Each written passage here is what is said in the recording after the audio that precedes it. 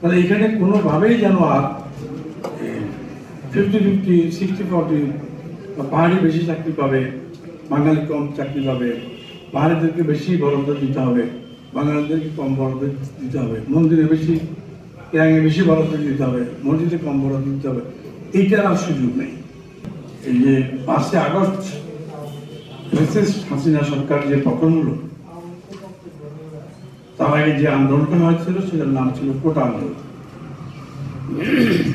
ছাত্রদের চাকরির সুবিধার্থে কোটা আন্দোলন, যার পরবর্তীতে সেটা অনেক রক্ত ইত্যাদির কারণে ছাত্র জনতার উপরে বিএনপির প্রায় 147 জন শুধু ছাত্র দলের নেতা কর্মী মারা গেছে, শুধু ছাত্রদল। তো অনেক সাধারণ ছাত্র মারা গেছে, অনেক সাধারণ পেশাজীবী শ্রমজীবী মানুষ মারা গেছে, 50 জন শিশু মারা গেছে। ওদের হেলিকপ্টার থেকে ফায়ার করেছে শিশু, যারা তো বারান্দা ছিল, ছাদে ছিল। তো এর মধ্য দিয়ে একটা জিনিস বেরিয়ে আসছে কি, কোটার একটা বিভাজন ঘোষণা করেছে, অধ্যাদেশ জারি করেছে। অধ্যাদেশটাতে সকল কোটা বাতিল করা হয়েছে, শুধুমাত্র সম্মত না, শুধুমাত্র মুক্তিযোদ্ধাদের জন্য 5% করে রাখছে, আর পাহাড়ি এবং তৃতীয় লিঙ্গ মানে হিজড়া এদের জন্য 1%। তাহলে উপজাতীয়দের জন্য মাত্র 0.5% কোটা আছে।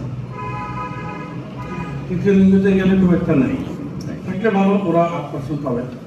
তাহলে এখানে কোনোভাবেই যেন আর 50-50, 60-40 পাহাড়ি বেশি চাকরি পাবে, বাঙালি কম চাকরি পাবে, পাহাড়িদেরকে বেশি বরাদ্দ দিতে হবে, বাঙালিদেরকে কম বরাদ্দ দিতে হবে, মন্দিরে বেশি বরাদ্দ দিতে হবে, মসজিদে কম বরাদ্দ দিতে হবে, এইটার আর সুযোগ নেই।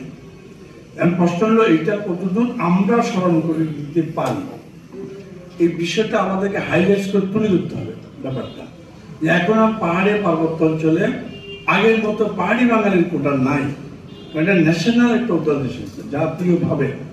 তো জাতীয়ভাবে যখন অধ্যাদেশ করে পাহাড়ি এবং তৃতীয় লিঙ্গের জন্য 1% করেছে, ওইটাই ওর বাইরে পাবে না।